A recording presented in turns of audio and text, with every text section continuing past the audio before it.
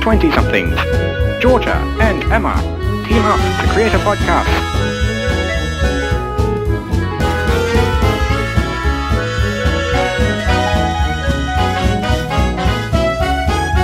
In Have You Tried Yoga? Hello, we're back again. It's episode 6. I'm Georgia. I'm Bob. Hey, Bob. I'm Emma. And this is Have You Tried Yoga podcast, the podcast where we have some sassy truths about the chronic pain life. And we just spend the entire episode saying, have you tried yoga? I think you should try yoga. So let's begin on 3. 1, 2, 3. Have you tried yoga? Have you tried yoga? Because, my aunt, uncle's donkey's mistress did, and now she's cured. Yeah, yoga's really good. Yoga. Instead of yoga, what are we doing today? We are going to be talking about the history of pain. And I'm not gonna lie, I think this is one of my favourite topics we've done so far. I've had so much fun researching it and talking about it with Emma.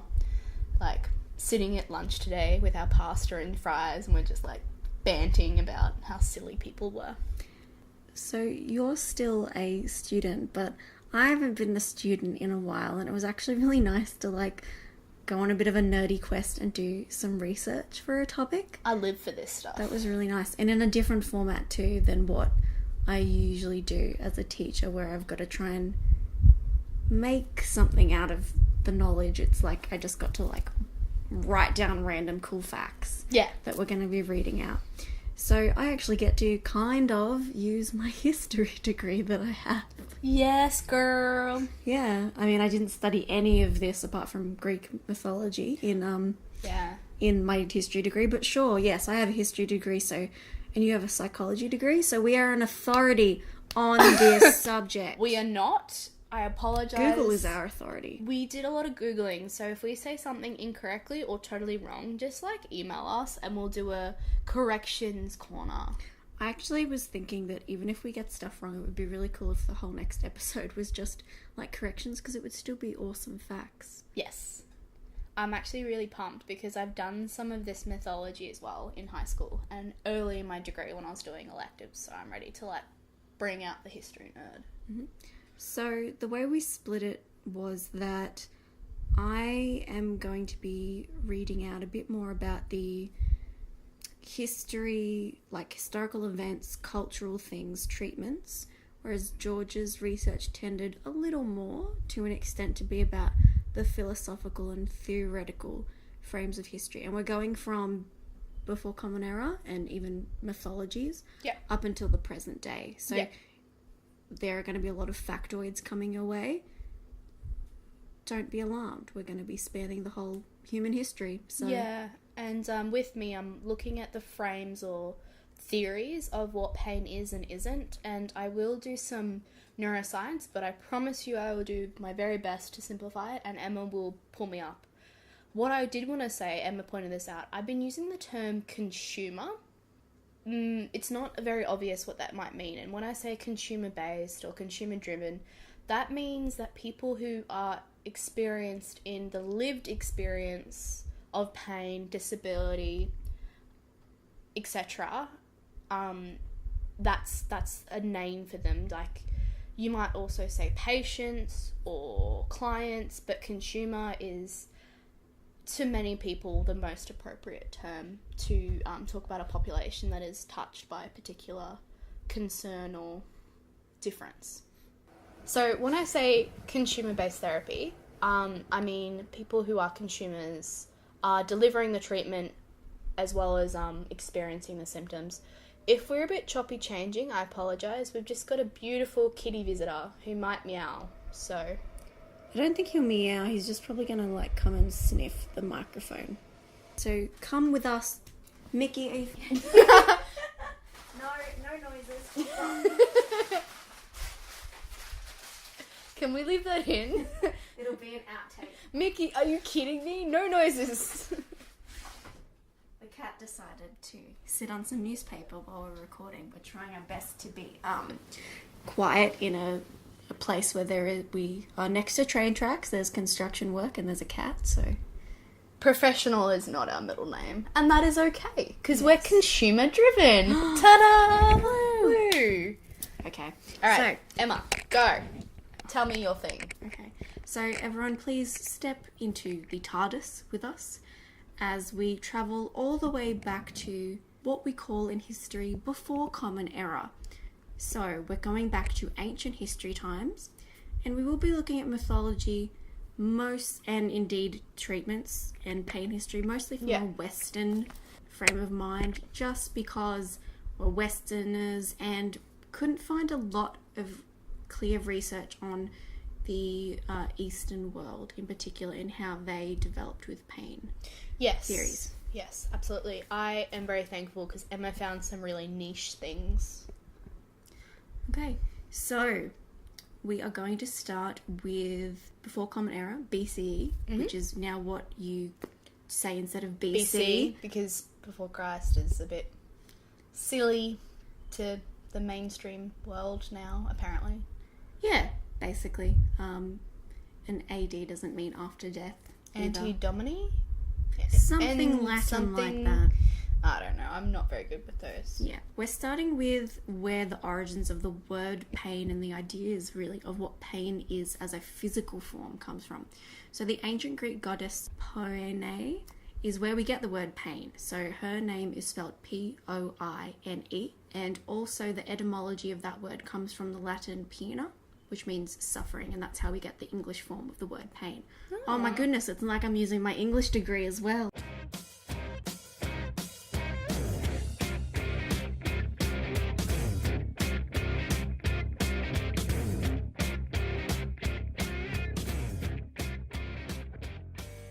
Stone Age peoples believed that pain and disease were punishments handed down by the gods and tried various techniques to banish away the pain.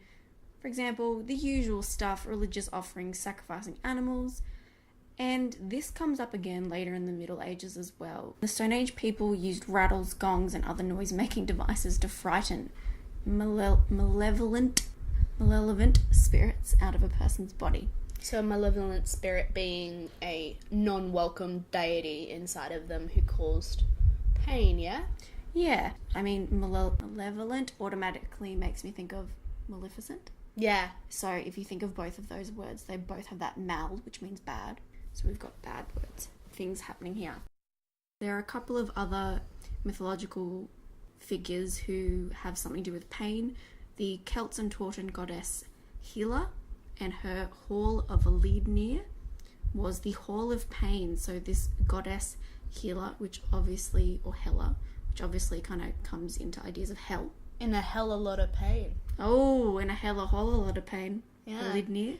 Is this bad? But when you said the Hall of Suffering, I'm like, do you mean my bathroom when I have pelvic pain?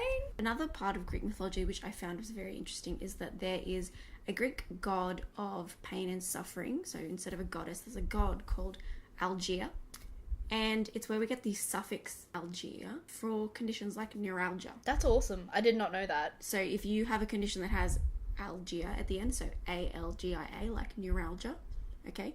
Like pudendal neuralgia. Yeah. Can you think of any others? I had trouble thinking of others. I can't. But you know that word, don't you? I do. That end word comes from that Greek god of pain. So lots of English words are usually Latin, Greek, German, yeah. So the concept of pain as a multidimensional experience was described as far back as 200 BCE. And though in the Book of Medicines from the Syriac Empire, it suggested that pain is the product of bile and phlegm mingled with cold and heat. And they thought even as far back as 200 BCE that pain was a product of the brain, which is an idea that still holds today, as Georgia will help us explore soon. Yeah. And of course, the good old ancient Egyptians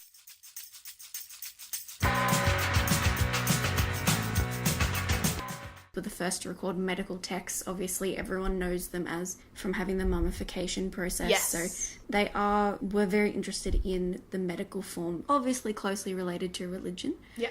And they had some interesting first ways to cure pain. Let's be all really glad that we weren't in Cleopatra's time. They used electric eels out of the Nile and laid them over the wounds of patients. We use not eels, but what do you call them? Slugs. Leeches? Leeches. Yeah. So we've kind of gone back to some older old-timey treatments. Yeah, and I think we're going to talk about it later on in more not Victorian times, more Civil War times in America, but leeches were kind of, it's a bit up in the air about, yes, they work for some things, but they don't work for other things, and they're bloodletting. And also something that is very interesting, we're going to talk a buttload today about opiates and opium. And the Egyptians actually used willow bark as a form of pain management.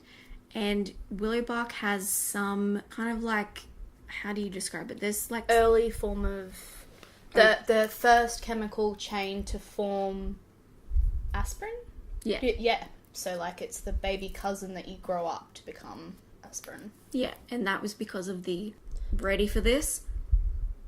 Salicylic I don't know. acid from the bark. And you might, Georgia and I were talking this before, you might recognise that term from what you use in your face wash. For acne and just drying out your skin when it's oily. So they were using a precursor to aspirin and lots of things that would end up being what we get opiates out of, which is pretty cool.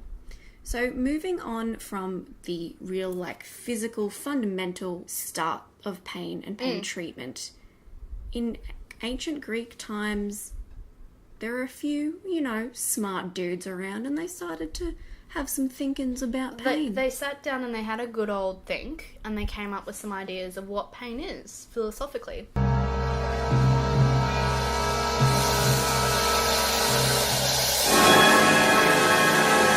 And something that really reigns home is that pain, back then was not a sensory experience or a neurological experience or a bodily experience. It was an emotion. So Aristotle, who couldn't find the time that he came up with this exact theory, but he died in 322 BCE, so a very, very long time ago. He didn't even include a sense of pain when he considered what our five senses are, so taste, touch, sight, hearing and smell. He didn't think pain was a sense, and now it is, and I'll go into that later. But a sensation, not a sense, right? Both kind of one and the same. Okay. So he said that it was emotional. It wasn't physical in terms of like, how you can feel this bed that we're sitting on. Yeah. He was like, no, pain is all the soul and spiritual and stuff. It's not grounded in the body. Sounds a lot way worse than how pain would... Imagine like having that on your, like, in your knowledge. Yeah. Back then. Pain would be so much worse. How spooky. So Aristotle was very similar to Plato, who was before him, and he saw pain and pleasure not as sensations, but as emotions. So you probably have heard of the term passions of the soul. So the meaning of that is that pain is a reflection of emotive states rather than physicality. Alternatively, Hippocrates, he was considered to be the father of rational medicine. I have a big academic crush on a couple of these dudes, and Hippocrates is one of them. So he turned around and tried to dissuade the medical community to go towards spiritual cures, magic and superstition as being the cause and treatment to illness. And he believed that pain was caused by an imbalance of the vital fluids in a human. So Emma spoke before talking about phlegm and bile and heat and stuff. What? So Hippocrates followed that logic as well. So he was actually saying that he didn't want it to be thought of as a spiritual, magical, superstitious thing. Yeah. He changed it from, magic, black magic and witchcraft to your body Not that fluids. they would have thought that back then. Yeah. It's a different time. Sorry, history nerd. That's okay. I needed to know. Ancient Greek magic. Woo. There we go. Yeah, they would have had that. So he was like, no. It's all about, your levels of certain fluids. So he also used willow bark from Eleocultures, as described by Emma, and he figured out that it also relieves pain. And during childbirth, he would prescribe women to chew on it, which would have tasted horrible. But you know what? If that's all I had during childbirth, give me all of the willow bark. Yeah. At this time, Aristotle and Hippocrates both didn't believe that the brain had any importance or role to play in pain processing. They actually believed the heart was the central organ for the sensation of pain, and this was based on the idea of pain being passion of the soul. So what was next? So we move from the ancient Greeks to the society where they stole a lot of things from the Greeks, the ancient Romans. They are my ancestors, but they stole so much from the ancient Greeks, Georgia. It's a little bit Problematic fave. problematic fave. I actually really prefer the ancient Greeks to the ancient Romans. But I do love, I mean, it's kind of like I love Italian culture, but like I hate its government, so there's always a problematic fave. Whoops, we've become political again. That's okay. In any case, Roman writer Cicero, who is famous for writing a series of letters, he is also one of, if you had to think of some really like the ancient philosophers, great writers, you think Aristotle, Hippocrates, Plato, Cicero. We're probably missing one other dude. Who are we missing? Anyways. Descartes was later in life. Yeah. So Cicero called pain at this point a disagreeable movement in the body. So we're moving on to the later era of BCE. yes. Now, we've got another part where mythology starts to mix in with reality for ancient times. And that's where opiates first begin. Yes, the thing that people are now banning in a lot of countries, the thing that we have a crisis about in many Western countries, have been around for thousands of years. So an opiate was an analgesic derived from the opium poppy. Some of you might have heard of the Opium Wars, which was a more modern war to do with control over opiates.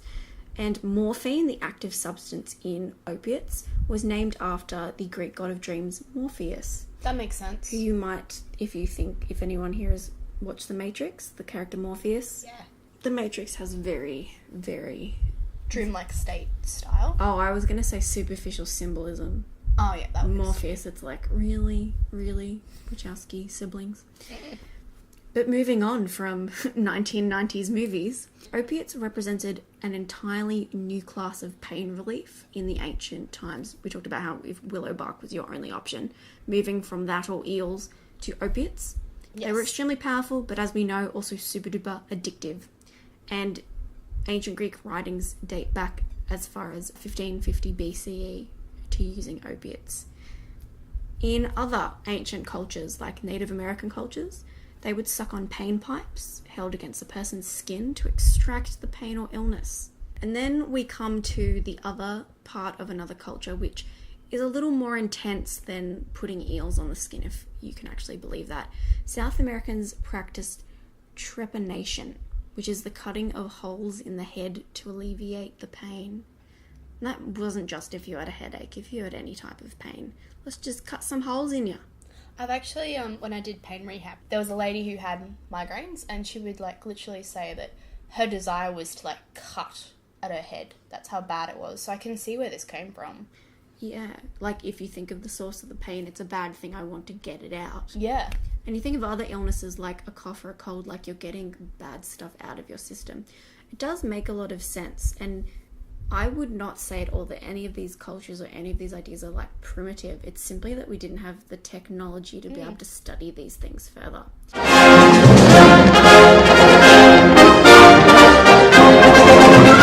In the Middle Ages, pain was seen again as a lesson from God, and it still is in some cultures today. Yes. Pain meant that you were doing something wrong, or you needed to improve your life or act better in some ways.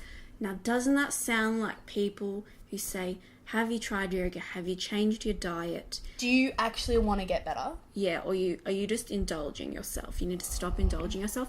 We still have those ideas today, and they are as far back as the Middle Ages. Joanna Burke, who is a pain historian, said this notion from the Middle Ages was that you suffer in this world, so you don't have to suffer in the next world or the afterlife. And of course, the Middle Ages is where we had the famous Black Plague happening. So there was a lot of suffering and a lot of pain because it was on such a massive scale. They had to give a reason for it. Yeah, pretty much. And there's still people in this world that do that. And what I wanted to say was that it being a lesson from God, I think it's gone from that to be a lesson for you to develop as a person and get stronger, and like, I only get these challenges because I need to overcome them and be a better, stronger person. And I know I've had people be like, oh, but think of all the lessons you'll learn. And it's like, or I could just, not Yeah, I would rather not learn these lessons if it meant I wasn't in pain. Yeah, exactly. And I've actually seen a lot of mostly Christian spoony Instagram accounts where people will actually use Christianity, they seem to use it as a source of hope in their pain. So Yes. I think it is a more, for those people who are spiritual, it is a more positive outlook than someone saying that you're a sinner and it's awful. Exactly. So at least there's that improvement in that regard. Absolutely. Absolutely.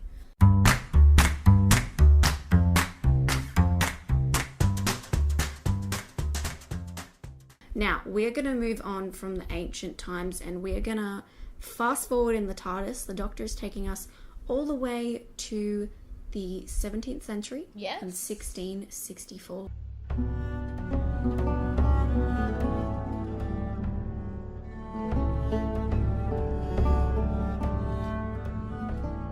A man before his time who possibly died via homicide.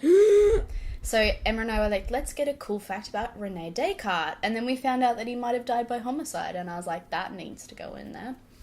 So he wrote something called the Treatise of Man. And he theorized that the body was more similar to a machine. And that pain was a disturbance or bad signal that passed along nerve fibers until the disturbance reached the brain. So if you cut your foot, the disturbance of that pain goes all the way up your leg and your body, all the way to your brain. And then your brain says, my foot has a cut. And this is the theory that transformed the perception of pain from a spiritual, mystical experience in his time to a physical, mechanical sensation, meaning that a cure of pain could be found by researching and finding these pain fibers within bodies instead of appeasing a god. So it took it from a theoretical realm to a physical realm. So this moved the center of pain, sensation, and perception from the heart, like Aristotle and Plato, to the brain. And he proposed this by presenting an iconic image of a man's hand being struck by a hammer. And in between the hand and the brain, there was a hollow tube in this picture with a cord beginning at the hand and ending at a bell located in the brain. The blow of the hammer on the hand would induce pain at the hand, which would pull the cord and cause the bell located in the brain to ring, indicating that the brain had received a painful message. We'll post that image on our Facebook and Instagram, so you'll be able to see what I'm talking about. I think we'll put it on the post with the, as the main image for this episode, because it is, like Georgia said, super duper iconic. And just as a quick insert, if you've heard of Rene Descartes before, if you're like, I've heard of that guy, what's the famous quote that's misattributed to him? I think, therefore I am. There we go. I think, therefore I am. Yeah. He didn't write that exactly. And he kind of stole that concept from somebody else. As all the great writers do. But he did the Treatise of Man, so I love him anyway. So basically Descartes, with his hollow tube theory, is what has been the brainchild for modern neuroscience. The idea of that message between injury and brain. And those images that I described, of the fire on the foot going to the brain and the hammer on the hand, is what we still think pain is, which is a really big deal considering that was in the 17th century. Do we know how he came up with this theory? No, it's just, I have no idea. It's just got amazing logic and just put two and two together. Or maybe he was just having a puff and it came to him in a dream. I don't know. Look, honestly, that's pretty much how most things were invented in this world, so... Yeah.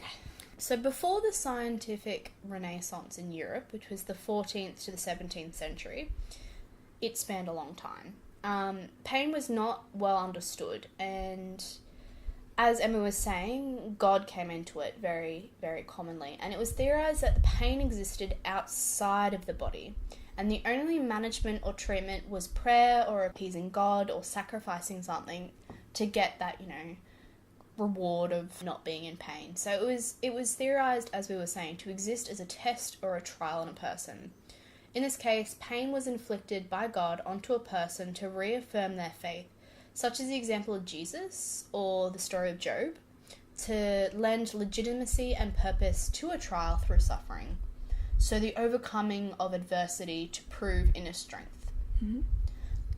which, as we were saying, at times is still a trope that is used. Like in our movie and media episode where, disability made him a better person and he overcome the barrier. Being an awful person. Inspiration porn. Exactly. Thank you, Stella Young.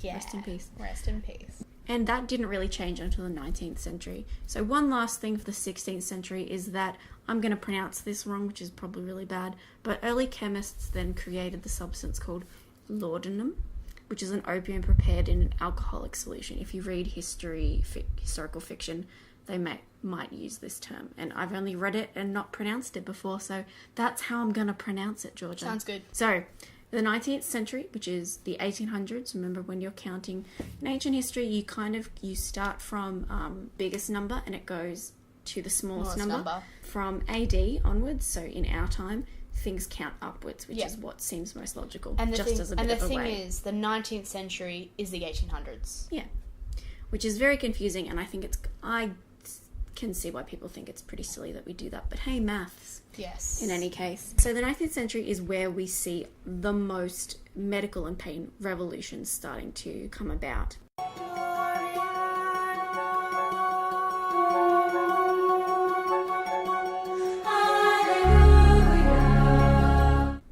Pain was actually seen as a necessary process in curing an ailment.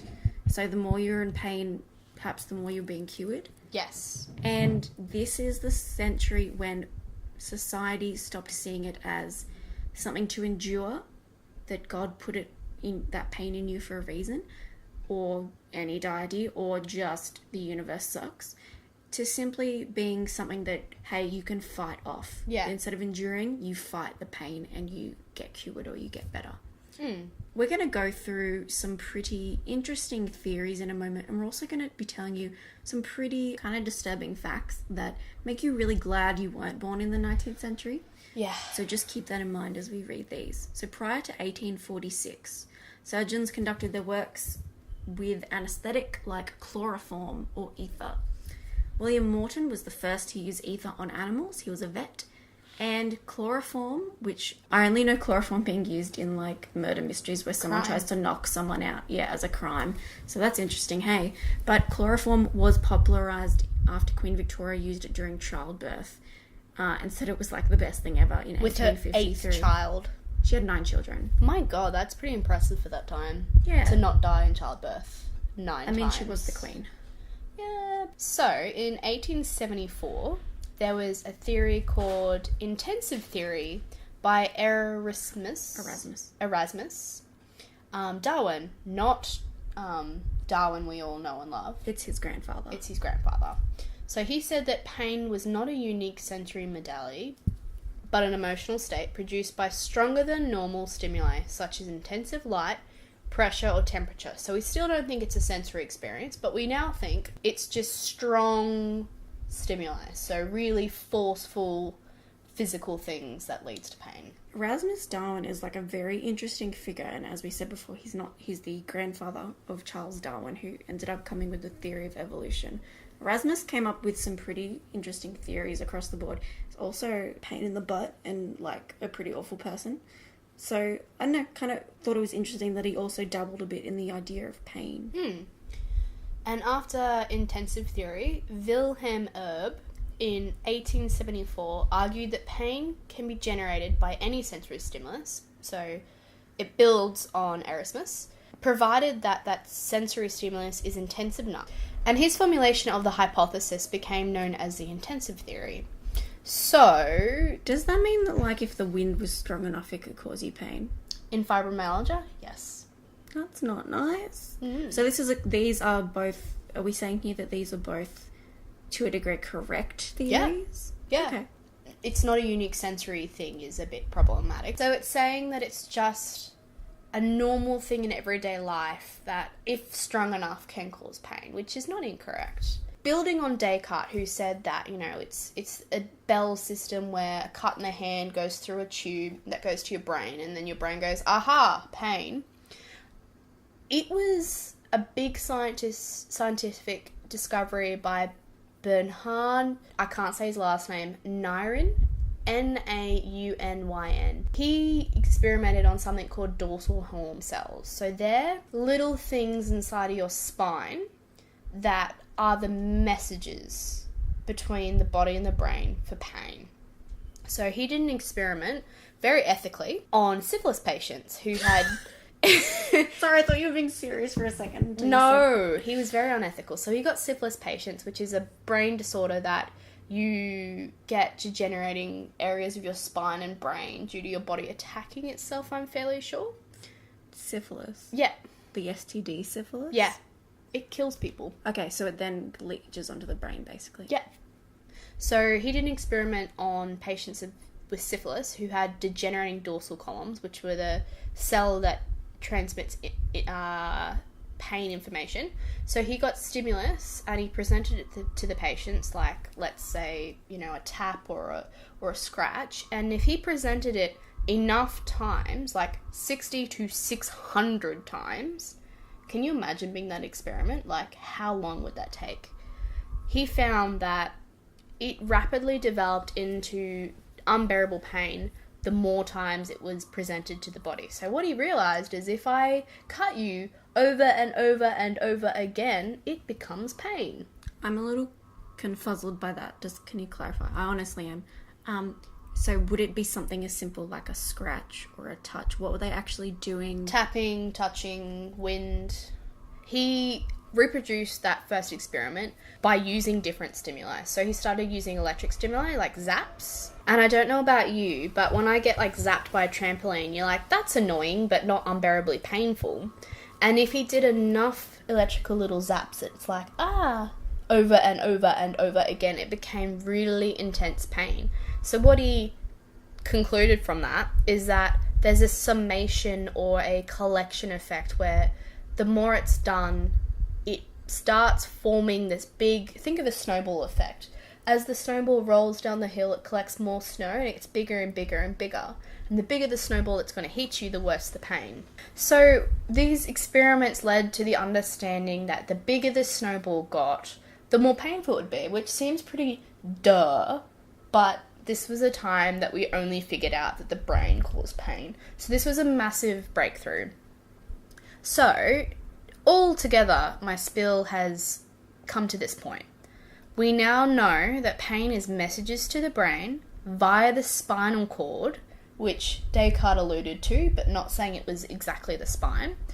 We know that once a stimuli, be it touch, etc., passes a threshold or, groups up enough, that the pressure of a touch then becomes intensive enough to cause pain over time, which still holds to this day. It might seem like a no-brainer now, but I suppose it's like the theory behind what you would just automatically teach a child that, if I push a little harder, it's going to hurt. Yeah, basically.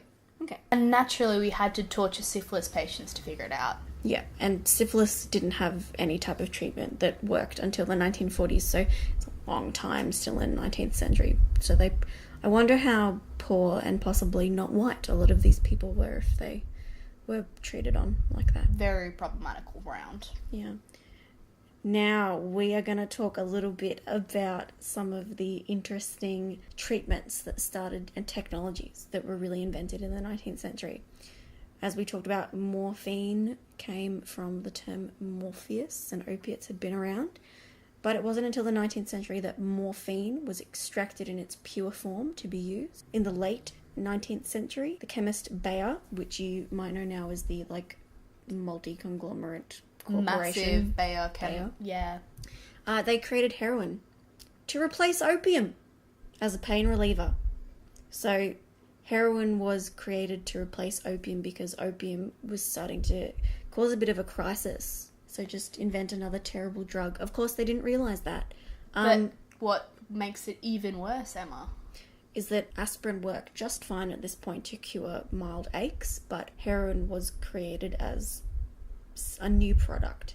And heroin wasn't banned until the 1920s, so you've got until the 1880s until the 1920s. Couldn't you get heroin cough drops? We're not so much heroin cough drops, but we are going to mention cocaine toothache drops in a second. Oh, okay. So alongside Bayer, So there was a bit of like an opium kind of, I guess you could say, crisis. Lots of people were dying of opioid issues.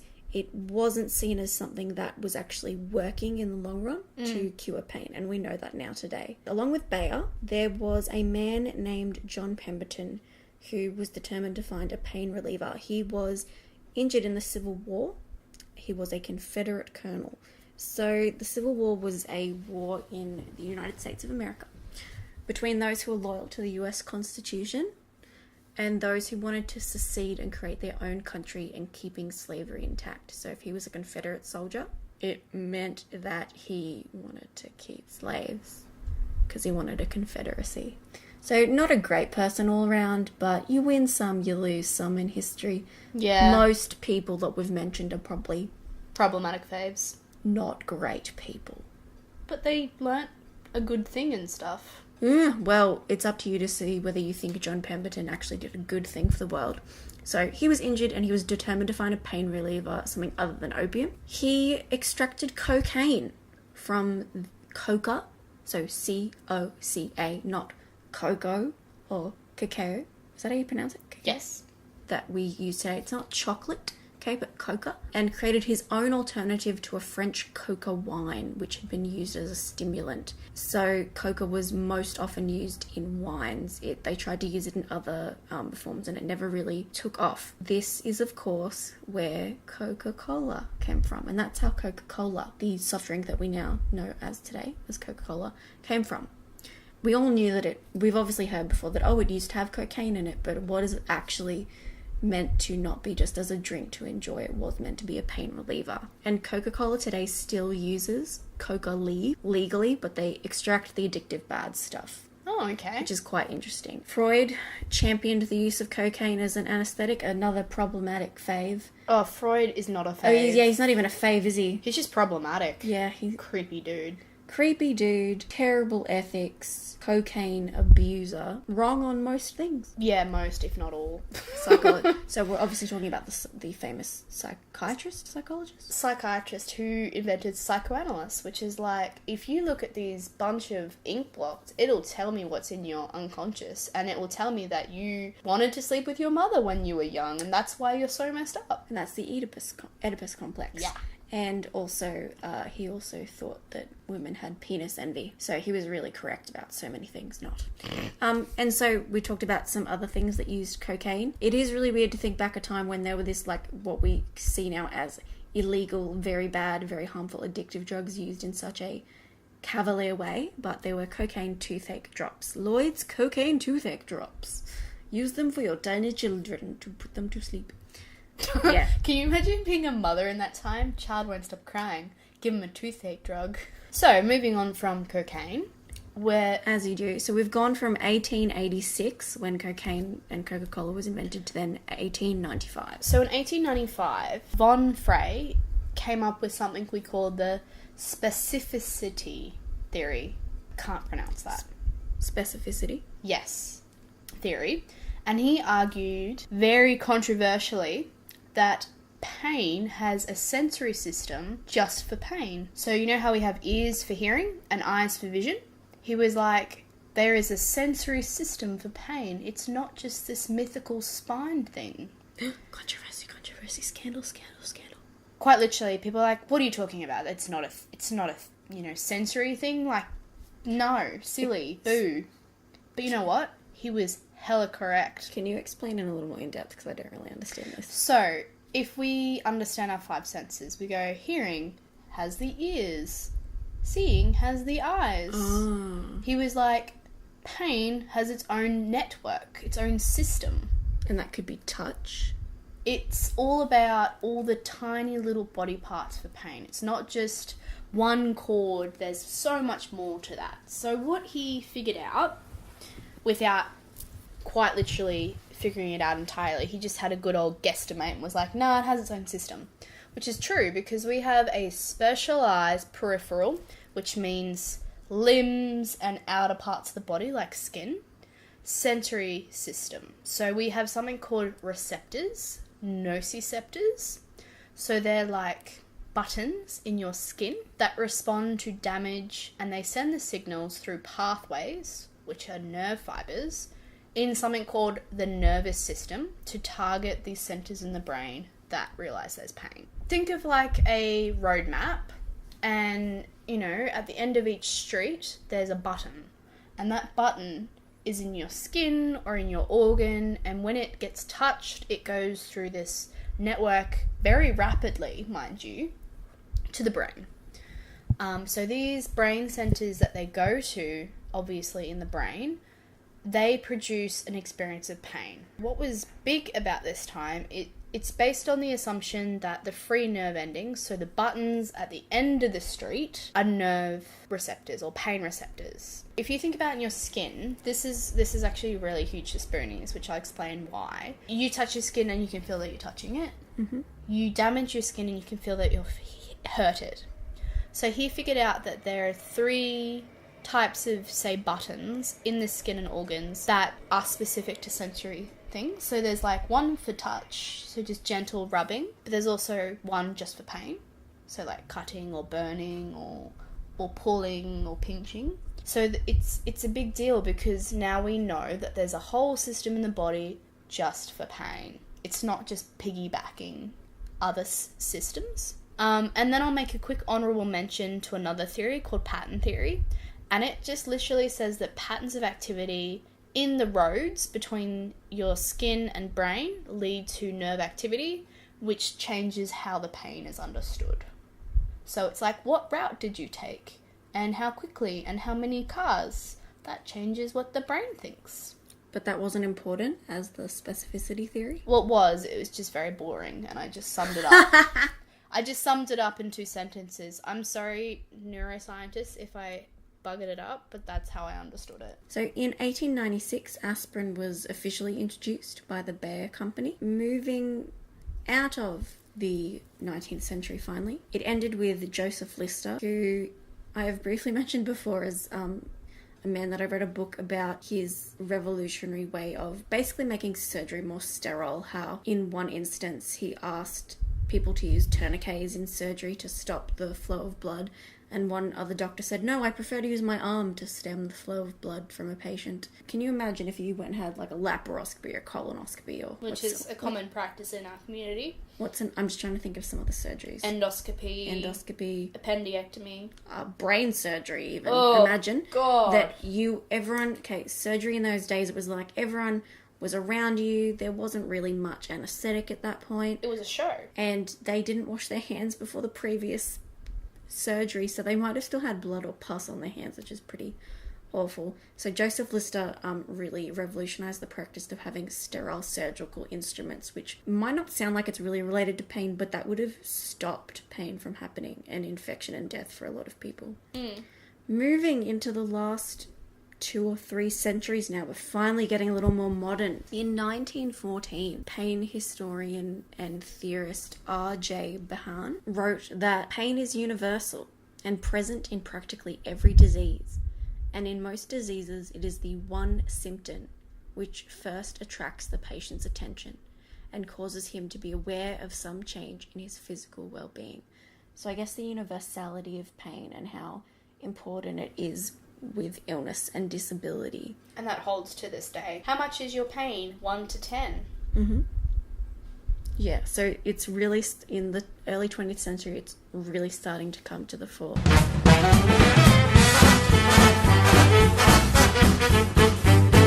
I think this is probably the last really strange...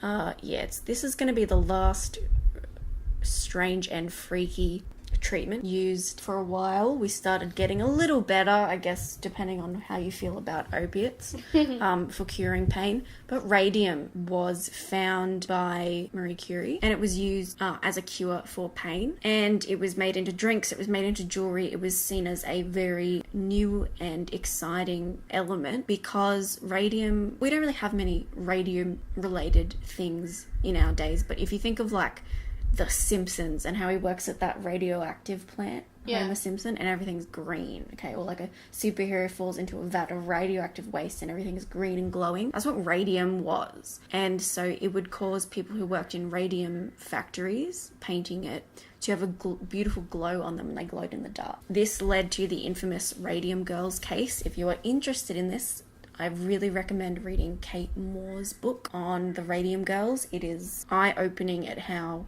badly their pain induced by radium was just completely covered up and not appreciated. Basically what happened is, in the 1920s, mostly lower class women went to work in these watch-dial factories where they would paint the numbers glow in the dark with radium paint. It just sort of so happened that the best way to make sure the brush was slick, if you think of a paintbrush, was to dip it in your mouth, dip it in your lips, and then paint. And they were encouraged to take radium home and practice their painting. They put it on their hair. They ate their lunch on the tables where they did the radium. They were actually what ends up happening to them in the fight for their rights. These women saw the change in workers' rights that we still have today. OH&S practices, basically.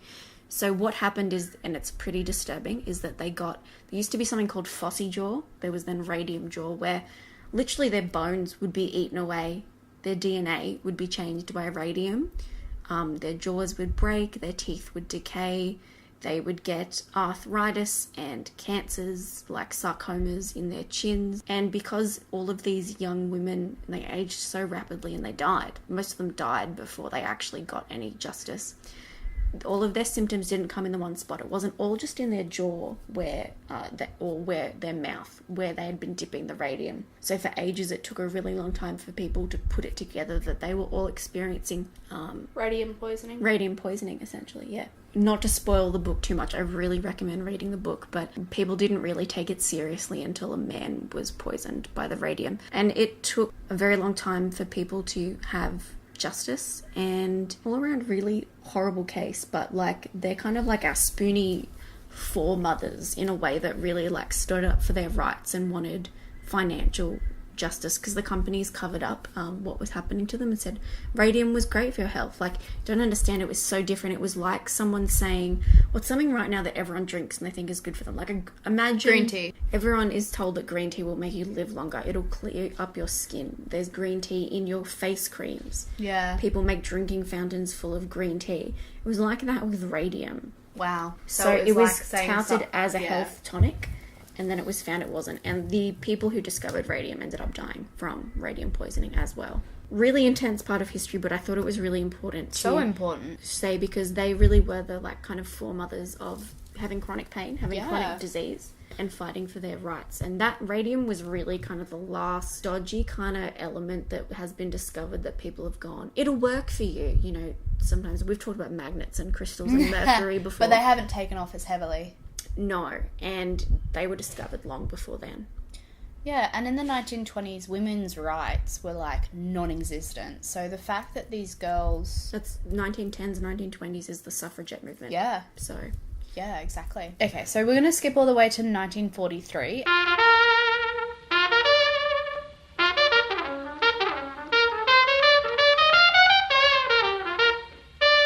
And talk about a theory that was proposed by a person called Livingstone, called the central summation theory. And this is a very big deal because it proposed that the intensive stimulation, which we have already decided is the cause of pain, results from nerve and tissue damage, so skin and those wires, so to speak, that go from your tissue to your brain. They activate the messages that project to the spinal cord. And what can happen, basically, is that circuit, if you think of it as like a closed loop of skin to brain to skin to brain, it can be disrupted. So he basically decided that what could happen to people is that prolonged abnormal activity in the tissue overwhelms and bombards cells in the spinal cord and the brain, and that information projected to the brain for pain perception might not actually be due to real damage. Like, something happens in the messages that it's like a broken record. It just keeps going and going and going and going, and the brain gets really, really upset because it thinks something's happening that's really bad. So basically this is potentially, from what I read, the first concept of what chronic pain is. And neurological pain too. Yeah, neurological pain. A really big deal. He definitely, or she definitely, was a really big deal. So now we're going to skip forward to the 60s, 1965. There was something called the gate control theory of pain. Now, this is the start of modern neurology, and this was an article put into a journal called Science. Now, Science is the article that medical cutting-edge results go into. So if something becomes a science article, it is groundbreaking, technical, fancy, really, really big deal. So Ronald Melzack and Patrick Wall introduced their theory of gate control in this article, called Pain Mechanisms, a New Theory. And what they decided and found was that the amount of activity in these pain fibers, so the receptors in the body, activity in those fibers opens what they consider to be a gate. And the stronger the stimulation, bad stimulation is, the more active these fibers are, which opens the gate. So the idea is, if you can imagine a fenced area with a gate in the middle, the more you bang on that fence and attack it and kick it, the more likely it is to open. So that doesn't sound very exciting or like a big deal, but it's a huge deal because on a cellular level, balances of salts and electrical currents actually do open a cell gate. So it's science nerd. If you're not following, it's okay. Basically, they figured out that a gate is opened depending on how strong the stimuli is. I think that metaphor you used of picturing like a field with a fence and a gate, I just keep picturing that, and that helps explain it a lot. Yeah, thank you for that. So on top of that, they realised that activity in peripheral fibres, so that's your skin and organ tissue, they carry information about stimuli and irritations like touching and rubbing and lightly scratching the skin, and they found out which fibres did that. For you who care, it's called an A beta fibre. These activities, so rubbing those fibres or parts of your body, close the gate. So what this means is if you've got pain and you rub the area, the reason why it helps is that touch, which isn't painful because it's not damaging, closes the gate, which stops the pain. So this is a nerd way of explaining why gently massaging or applying heat or cold to sore muscles stops pain. I really like that. This is the nerd way of explaining it. I'm trying to build on your metaphor here and I can't quite get it right. So it's like, if you're banging on the fence and then the gate opened, what if we could use the metaphor that it's like caressing the fence shuts.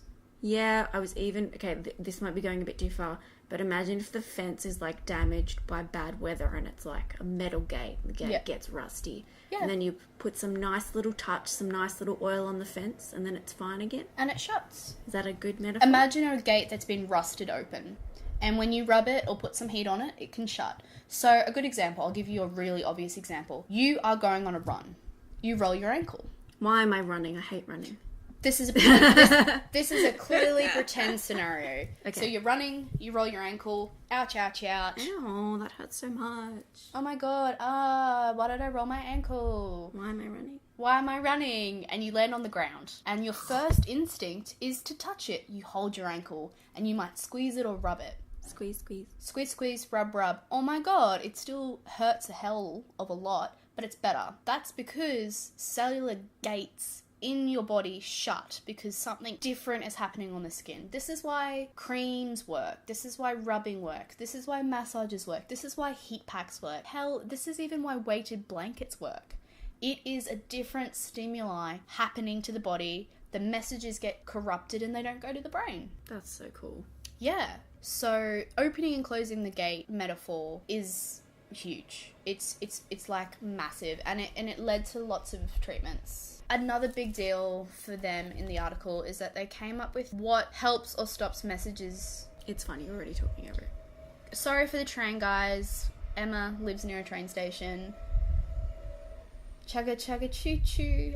Just keep going. Messages that descend to the brain are affected by heaps of different things. So they go through the spinal cord, and impulses open or close our gate, and brain processes such as anxiety or excitement actually affect that as well, which is really big because we've now come full circle from pain being entirely emotional to pain being entirely physical, and now we're going, oh my goodness, the physicality of pain is affected by emotions. So not caused by emotions, but affected. Yes, affected. So that idea of this theory is why people who are hypnotized or distracted by something else in the environment may not notice the pain of an injury. If you think of like elite athletes who get horrific injuries during their run or their sport, keep going, like you'll see marathon runners who are like really destroy their knees, like they'll dislocate their kneecap and they keep walking and they finish the race, and then the moment the race is over they collapse. So the idea is that their excitement and their adrenaline to finish is what stops that pain from going to their brain. Isn't that the same with when people go into shock sometimes? If they've been in a car accident, Yep. It's almost like their body is not registering it yet because they're Absolutely. in shock. So they're Absolutely. not registering how injured they are. Yeah. Which is almost like a survival technique in a way too. 100%. It's adaptive for survival. You need to not be in pain to get help. You can't be on the floor in a heap and just expect a magical doctor to appear. Like now we have ambulances, but we didn't always. So yeah. Quick question. Would you ever be hypnotized? No. Me neither. It's some people actually can't be.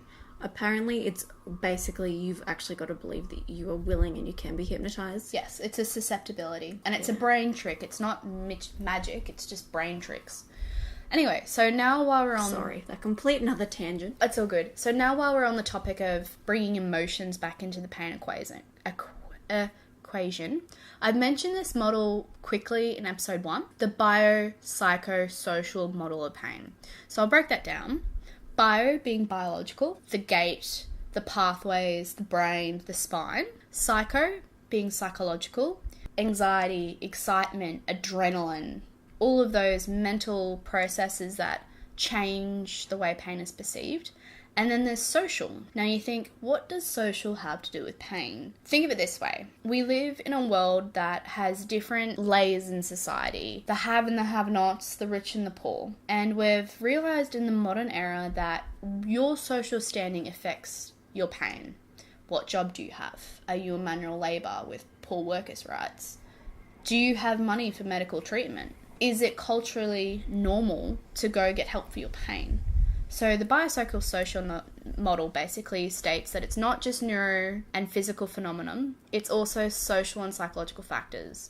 So culture, family, stimuli, environment, all of that affects pain perception. And then ultimately, that is affected by emotions, behaviours and cognition. So we've come full circle. We started off back in philosophical times saying that pain is a passion of the soul. And then we said pain is based in the body. And now we're going, hey, it's both. And that's huge because that's our current way of understanding coping with pain.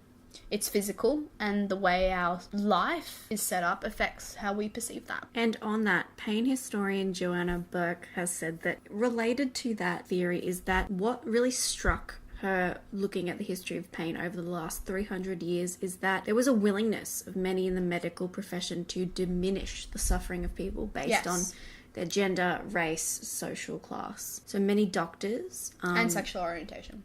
Yes. Many doctors continued to believe for the last couple of centuries that... and still do. Certain groups within society have a diminished capacity for pain. In some cases, that we're incapable of feeling suffering at all. And this, when you first hear that, you're like, oh, okay, so maybe you think that, say, people of colour are really strong. No, it's actually being quite condescending and saying that they are not human or not intellectually capable enough to feel pain. Yeah. That's how condescending it is. So there were arguments, for example, that African Americans and Native Australians, so Indigenous Australians, could not truly feel pain. And that didn't mean that, oh, if they had a headache, you just didn't give them some aspirin. What that meant for most of history is that it was okay to commit very bad atrocities against these people because they didn't feel the same pain as white, straight, cisgendered men. It was a moral argument to make it ethical to commit atrocities. Last two historical points that are both related to the International Association for the Study of Pain, bringing us up into more recent history, the 1970s. The 70s.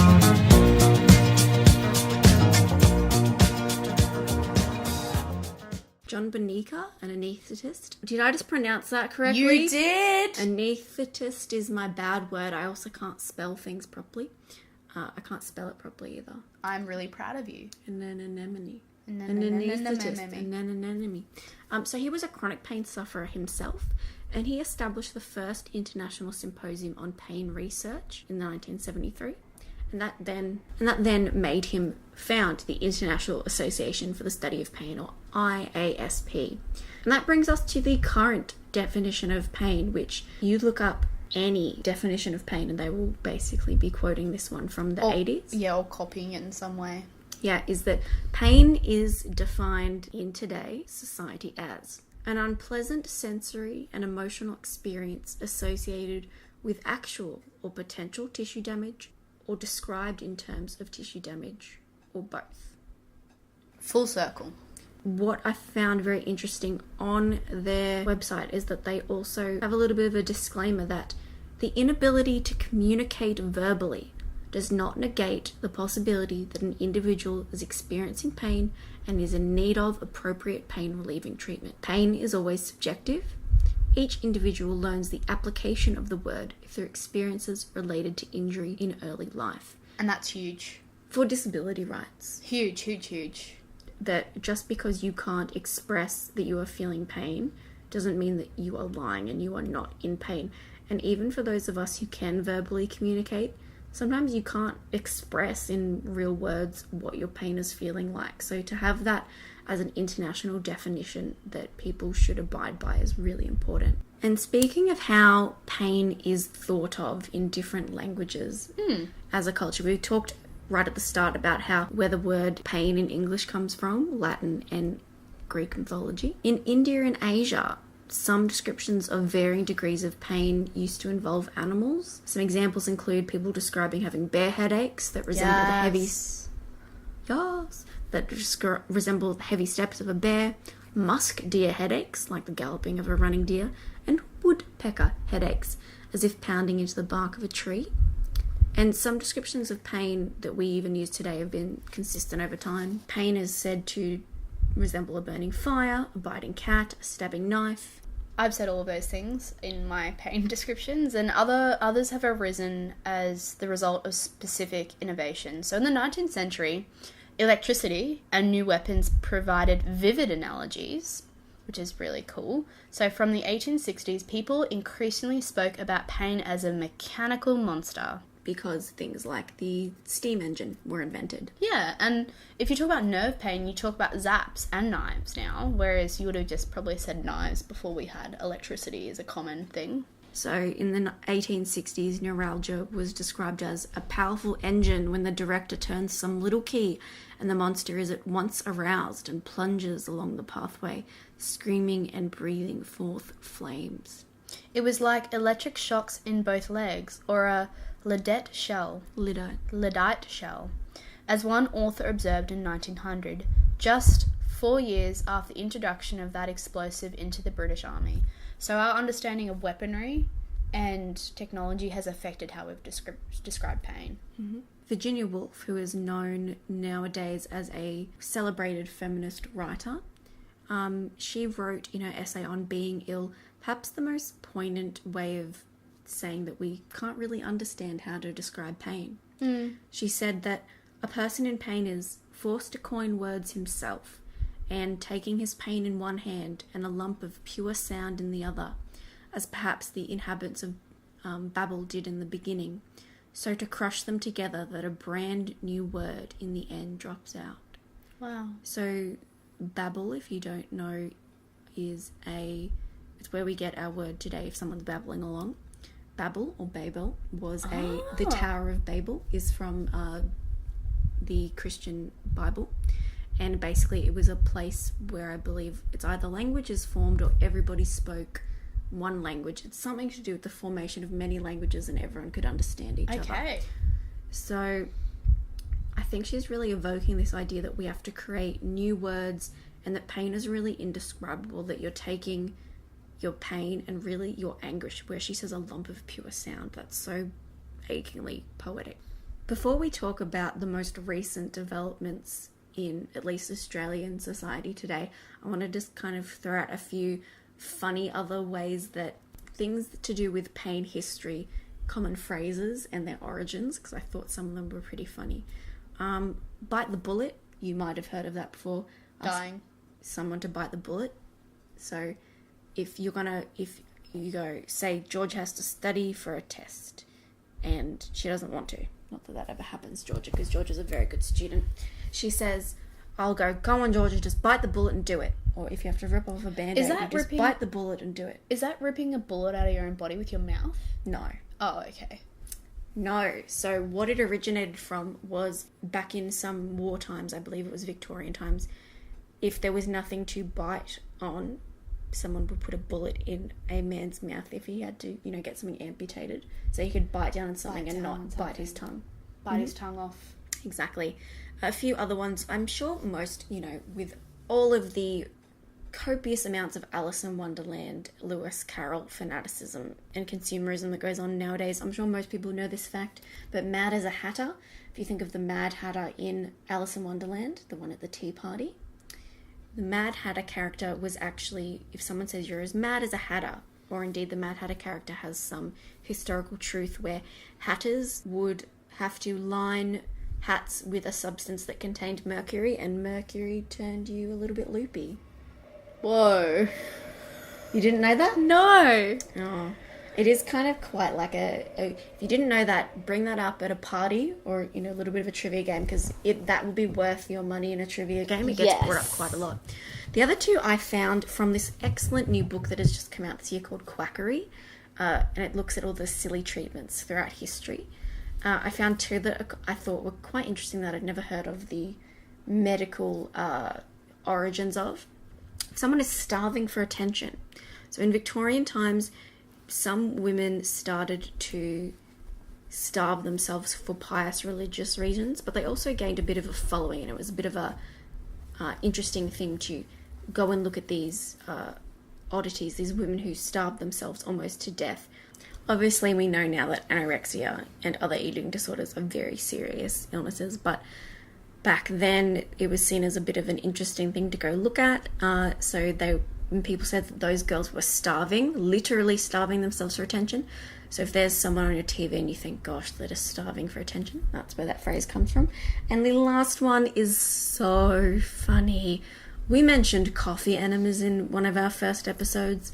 I'm going to bring you back to a different type of enema, a tobacco enema. So tobacco was used for a long time as a way to get rid of, say, toxins from your body, because that's not what your liver does at all, mate. That's so ironic. So this is like, back in the 1800s, 1900s. There was something called a tobacco enema, and it involved a medical practitioner having a long pipe and blowing tobacco into the anus of another person to give a enema to get rid of any issues like constipation.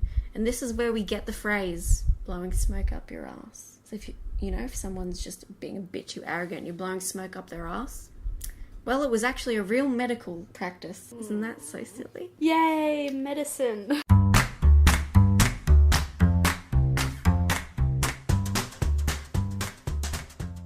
So if we have missed any glaring historical moments, let us know, because I want to nerd out about them. Yes. Email us. You can find us on Facebook, Have You Tried Yoga Podcast, on Instagram, also Have You Tried Yoga Podcast.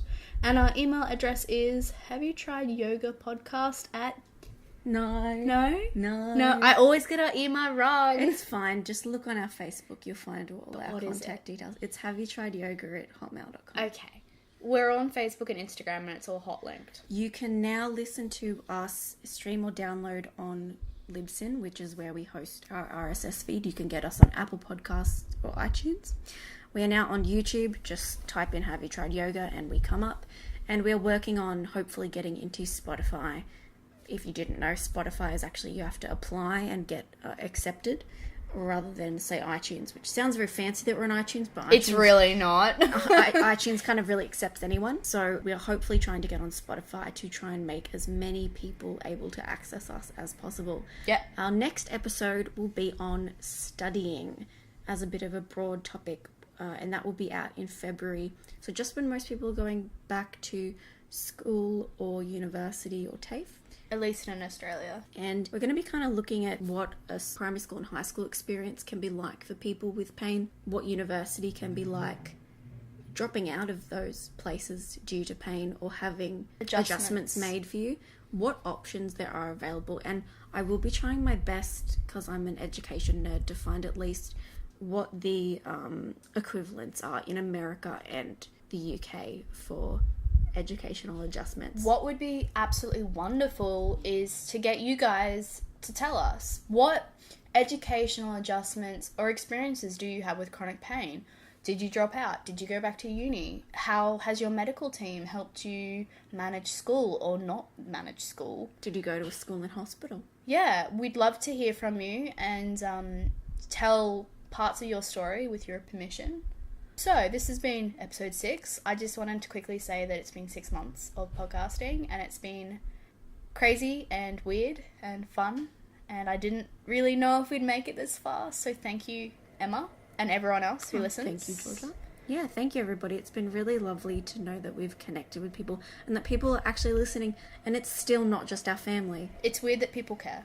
Yeah. I think it's very fitting that we had that quite touching moment as the train goes by, and I can't edit it out now. So No. I think that's a really lovely way to We're like end our... deep and meaningful train noises. A great way to end our very, very professional podcast. Thanks for listening, everyone. See ya. Bye. Bye.